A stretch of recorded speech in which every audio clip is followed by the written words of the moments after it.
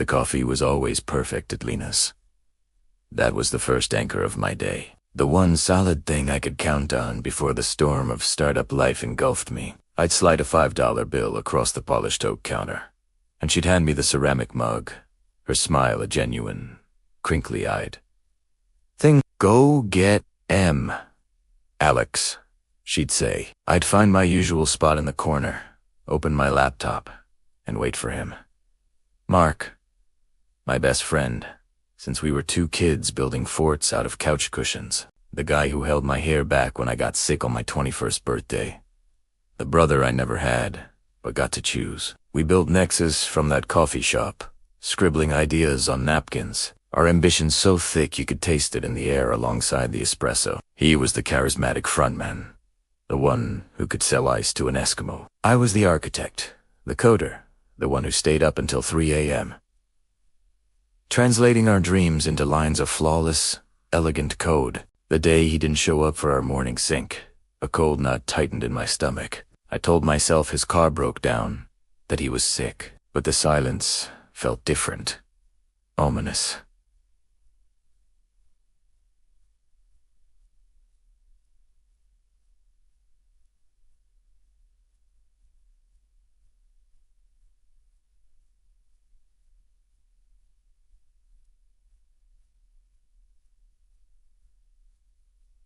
Then my phone buzzed. An email from our lead investor, David.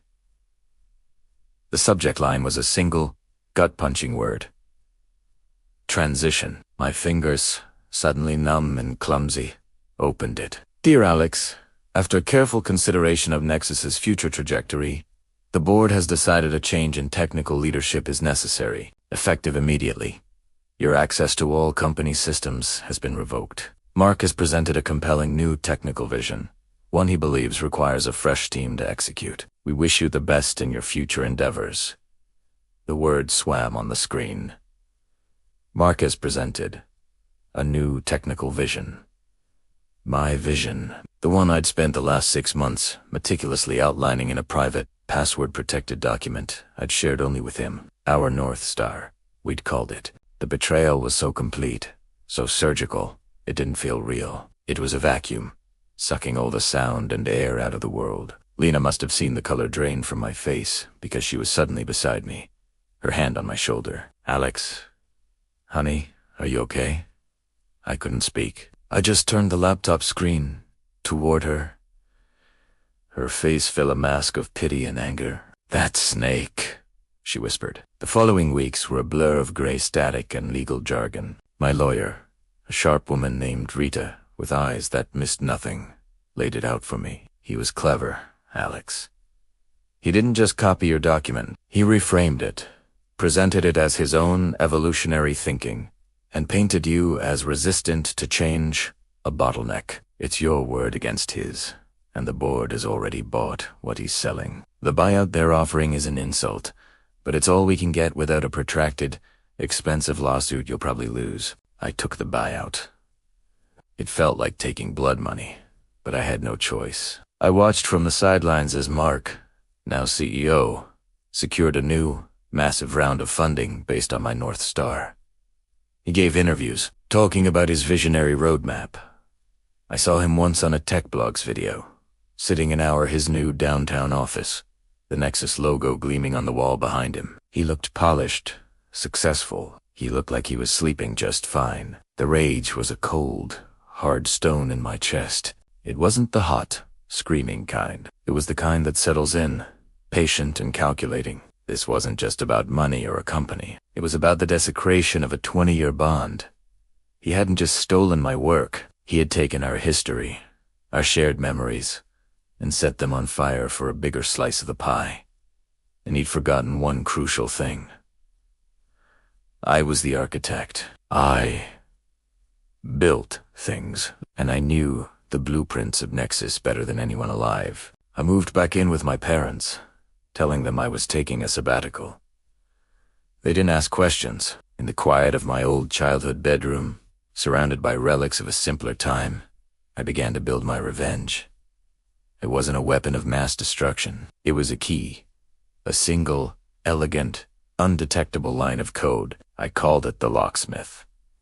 Mark's new technical vision was ambitious, relying on a complex, interconnected web of data streams and AI algorithms. It was brilliant, if I did say so myself. But like any complex system, it had a heart, a central nexus of logic where all the critical decisions were made, and I knew exactly where it was because I had designed its precursor. The new system was just a more elaborate castle built on the same foundation I had laid months said. Nexus's public launch was a media sensation.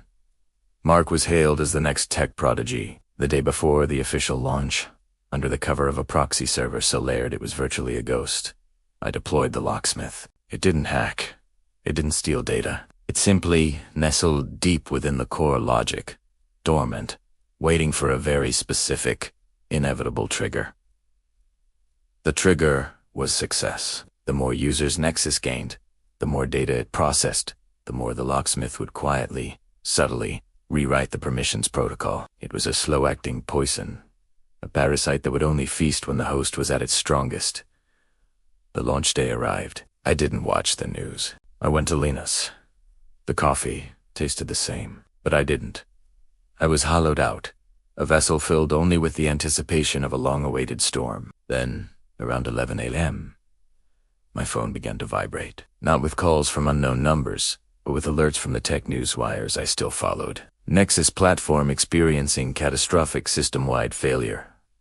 User data compromised. Chaos at Nexus hours after launch.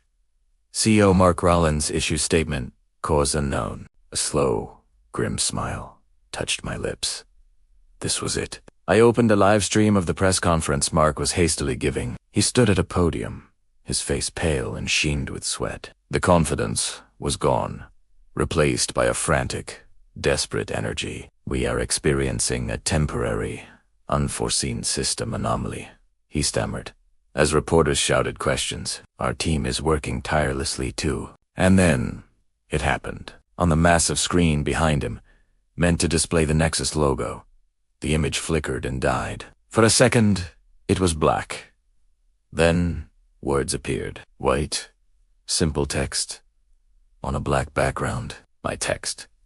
It was the original North Star document. Not his plagiarized version, but mine, with my comments, my initials, and the date stamps from over a year ago. And at the very top, in a slightly larger font, was a message I had written just for him.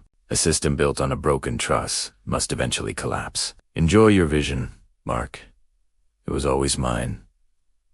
The camera caught his face in a tight close-up. It was a portrait of utter ruin, the shock, the dawning horror, the realization that I had been inside his walls the entire time, that his kingdom was built on a fault line I had engineered. He didn't just look defeated, he looked unmade. The feed cut abruptly. I closed my laptop. The stone of rage in my chest was gone, leaving behind a quiet, serene emptiness. It was over. He wasn't just fired. He was obliterated in the tech world, disgraced, sued into oblivion by the investors. His reputation a smoking crater. I left a $10 bill on the counter for Lena and walked out into the afternoon sun. The world looked the same, but it felt different. Lighter. I had taken the shattered pieces of our trust and sharpened them into a blade, and I had wielded it with perfect, silent precision. He took my company and my friend, but I took his future. And in the end, my design was always the better one.